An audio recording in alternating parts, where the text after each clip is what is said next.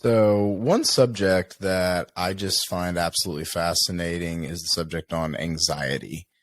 Um, it's remarkable to me that there is a statistic that I actually heard on a documentary on Netflix called Take Your Pills, Xanax, is what the subject is. And in that documentary, they talk about the fact that 1 in 3 people actually suffer from anxiety.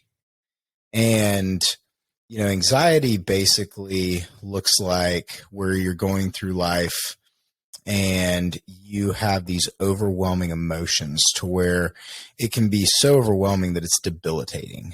And a lot of times those emotions come from moments in your past or experiences or trauma or something in your life that has been unresolved. One of the things I love talking about on this podcast is the fact that I think that therapy is a very, very healthy solution when it comes to working through those emotions. Now, I'm not knocking medication. I think that medication is something that definitely should be explored if you and your therapist have worked through a lot of things. And that's basically where that's the bridge that you have crossed. But I'm also a strong believer that the more that you can declutter your life, and this just comes from my personal experiences whenever it comes to friends who have had addiction problems, whenever it comes to medications, the more that you can de-stress your life, the more you can declutter your life, the more that you can basically eliminate things to stress out about, the less anxiety that you will have. What are some things that you can do to reduce your anxiety? I think it's interesting in my life. The more that I look at social media, the more anxiety that I seem to ingest. And what I mean by that is anxiety for me, is created whenever I see something or I see an environment that maybe I believe that I'm not living up to. I mean, everybody can go in and polish everything on social media to where basically it looks like this perfect story.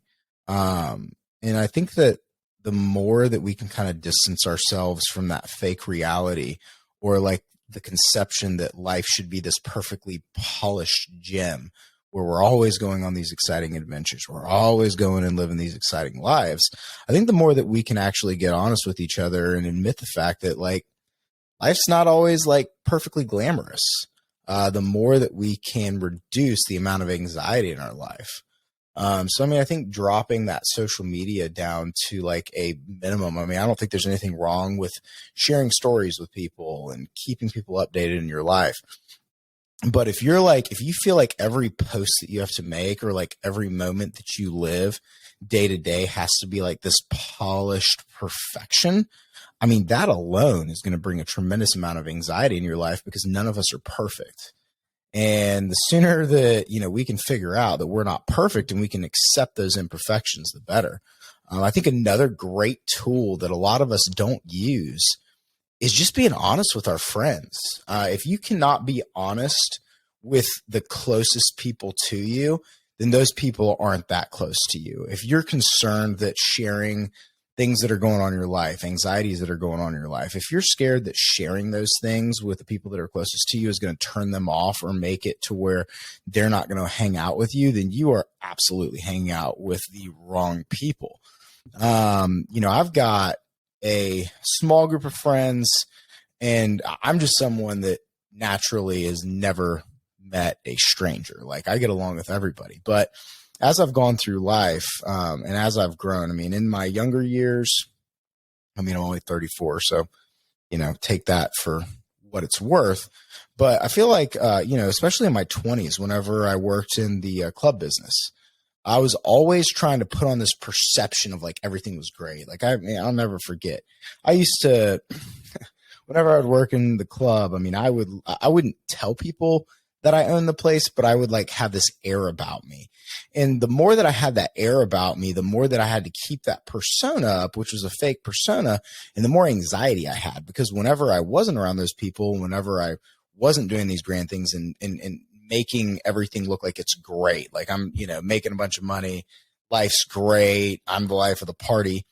Whenever I would have those dark moments and I would be stepping into what my reality was, I would get anxiety about it because I would then have to go, man, like, okay, like I told this person that I do this, and I told this person that I'm this person. I told this person that, I've got X amount of money and I'm talking to whoever. I've then got to go back and duplicate that. And I've got to keep up with all of these conceptions of like this great lifestyle. And, depending on who you're surrounding yourself with, if you feel like that's the life and like that's the thing that you need to convey to them, then you're not around the right people. I think we got to get honest with each other.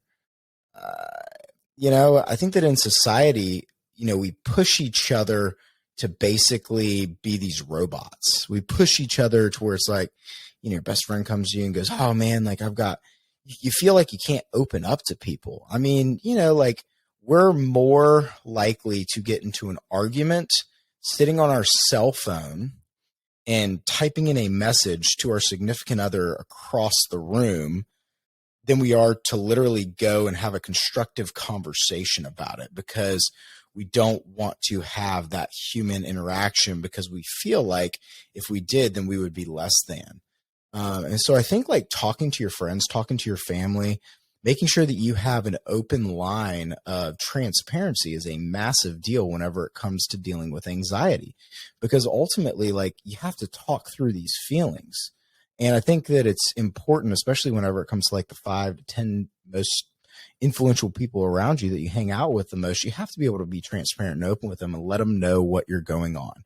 So again, I think the second thing that you can do is really just making sure that you have transparency and you have honesty, and that whenever you're telling the people around you that you're going through something, that they don't just sit there and go, well, let's go have another drink, or let's go have another smoke, or let's avoid that feeling because they don't want to talk about it.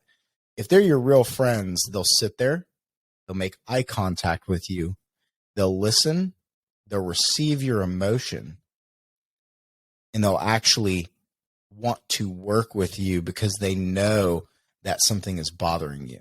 So make sure you have people in your life that you can be transparent with, and they don't just want to do this avoidance dance. I think the third thing that can help with anxiety is exercise. Me personally, if I don't get up in the morning and go exercise, or if I don't get some kind of exercise during the day, it can definitely create anxiety. I mean, in our society, if across the board, our obesity rate in the United States is so much higher than it was just 10 years ago, especially during COVID. I mean, everybody got used to staying at home. Everybody got used to living in their little cocoon, not having to be around people, and our exercise dropped exponentially. And whenever it comes to being around people and exercising, you actually release positive endorphins. I'm not saying that you have to go to the gym and, you got to work out with other people, but like releasing those endorphins is a big deal. Making sure that your diet is clean is a big deal. If you're feeling anxious and you haven't worked out in a while, go for a run. You will be extremely surprised at how much better you feel after just exerting some energy. And so I think exercise, watching your diet, making sure that you're not just, eating to eat, and making sure that you're actually living a healthy lifestyle is a big way to avoid anxiety. Then the fourth thing, which I think is a really big deal, is counseling. Me personally, I've gone to professional counseling for about 5 years now. I was introduced to it first, especially as a guy. Like, I was like, man, I don't really need counseling. Like, that's not for me. I'll figure it out. I'll toughen it out. I'll get past it. As I said earlier on the second point, having those friends that you surround yourself with is a big deal. But I think having a professional counselor, a professional licensed person that you go through and you talk about these emotions, you talk about these feelings, and they are literally just basically a mirror to work through those issues with you is a massive deal. And it doesn't mean you're weak. I mean, I used to look at therapy as, in my mind is like, well, I'm a weak person then. Clearly, if I'm having to go talk to someone about, my problems, then, clearly I can't deal with them. And that's just not a reality. I mean, all of us need some kind of counseling on a professional level at some point in our lives, because we go through stuff. I mean, you've got trauma, you've got loss, you've got anxiety, and a lot of other things that is just tough to deal with if you're not talking through it.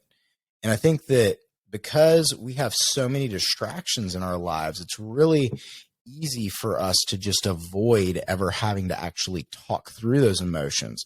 And the more that we avoid, the more that we have to, the more that we avoid, the more distractions that we take into our lives, and therefore the more suppressed anxiety that you're going to have. And so I think those are four really good things. I mean, one, make sure that your social media presence and what you're looking at on social media is a realistic view. Cut down on it a little bit. Don't analyze yourself. Don't get stuck in your head whenever it comes to your life not being perfect. The second thing is making sure that you've got good friends around you that'll actually talk to you whenever it comes to your anxiety, and they'll actually want to work through things with you. The third thing, exercise and good health. That can make a tremendous difference. I mean, taking care of yourself, making sure that your body's in shape, making sure that you mentally are there. That's a massive deal. And then, the fourth thing, counseling, making sure that you're talking through those issues and making sure that, you're not just sitting on them, and making sure that you have someone that is professional, that is licensed whenever it comes to counseling through these emotions and through these thoughts there, that is just a third party, doesn't have a bone in the fight kind of person, to where you can be completely transparent with them. I think those are four great things. Ultimately, whenever it comes to medications, I'm not a doctor. I'm not a licensed therapist. I mean, I think there are situations where having those medications is a good way to bridge the gap. But I think in society, we have gotten to this point. I talked to a lady that was actually on the board of, she was a client of mine, and she was on the board of pharmaceuticals, the pharmaceutical board of Oklahoma. And, she said that in the state of Oklahoma, there are only a handful of licensed psychiatrists. Everybody else is basically just like an underdoctor that just prescribes things. And I think that it's really easy for us to basically go, okay, I've got a problem. Here's a medication. Here's the solution, because you don't really have to work hard at it. Nothing good in life happens the easy way. A lot of times it takes hard work. It's not fun working through those emotions. It's not fun working through those hurts. It's not fun telling people that you go to therapy because you have debilitating anxiety.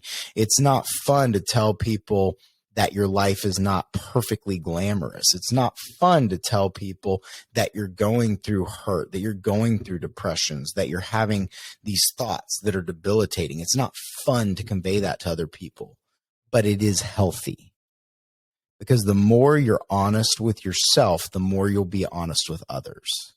And so I'm not having this podcast on anxiety, this episode, to kind of like tear you down. I'm doing it to build you up, because there is hope. If you're someone out there that has anxiety, if you're someone out there that doesn't feel like you're enough, if you're someone out there that knows that you got problems, but you think that your friends are going to judge you for it, go find new friends. Go find people that care, because I promise you, there are people out there that do care about you. You can conquer this anxiety.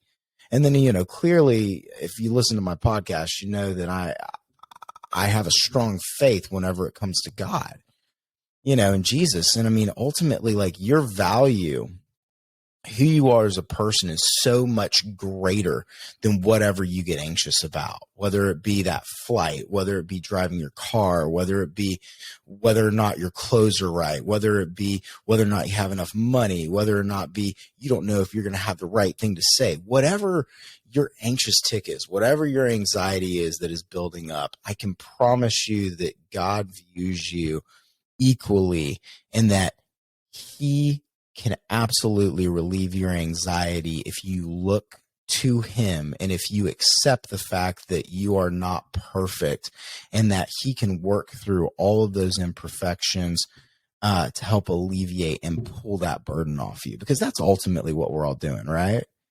I mean, ultimately, we're all trying to work through life. We're all trying to work through these emotions. We're all trying to get a little bit better on a daily basis, but we have to have the understanding that none of us are perfect, no matter how perfect we may cast that light, no matter how perfect we may make it seem. None of us are perfect. We're just not. And so if you're anxious, if you're one of those people that are going through that, let me just encourage you that A, God loves you. B, there's always someone out there to talk to you if you look for the right people, and we're all rooting for you. So fight the good fight, do the hard work, take some steps to improve your life, and never give up, because your life is valuable. You can get through this if you work hard. That's my episode on anxiety. Thanks for tuning in this week. If you got any questions, feel free to shoot me an email or leave comments on the Q&A. My name's Adam. Upcoming here soon, I'm going to start having some guests on the show. So if you would like to be interviewed, if you have any insight, please just feel free to reach out to me. So thank you for listening in. And again, 4 things you can do. 1, cut down on social media and make sure that your perception of reality is real. Number 2, find the right friends that will listen to you and they'll give you positive encouragement. 3, make sure that you're getting healthy exercise, make sure that you're bettering yourselves whenever it comes to who you are, your physical condition. 4, go find some counseling. Professional counseling is something that you can definitely find, and it's worth whatever financial investment or whatever time you need to set aside, and there's no shame in ever asking for help. Have a great week.